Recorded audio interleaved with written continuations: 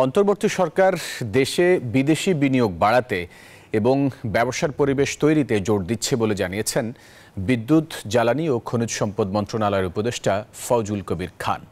সোমবার রাজধানীর একটি হোটেলে American chamber of commerce in Bangladesh AmCham আয়োজিত বিনিয়োগ বিষয়ক গোলটেবিল আলোচনায় এসব কথা বলেন তিনি।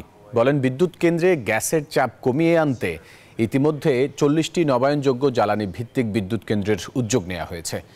আলোচনায় বাংলাদেশে নিযুক্ত যুক্তরাষ্ট্রের সাবেক রাষ্ট্রদূত ও এক্সিলারেট এনার্জির কৌশলগত উপদেষ্টা পিটার ডি হাস বলেন, বাংলাদেশ ও যুক্তরাষ্ট্রের অনেক শক্তিশালী অংশীদারিত্ব রয়েছে। প্রধান উপদেষ্টার আন্তর্জাতিক বিষয়ক বিশেষ দূত লুৎফে সিদ্দিকী ও অন্যান্য বক্তারা জোর দেন ব্যবসার অনুকূল পরিবেশ নিশ্চিতে নিয়ন্ত্রক সংস্থাগুলোকে ফ্যাসিলিটেটরের ভূমিকা পালনের।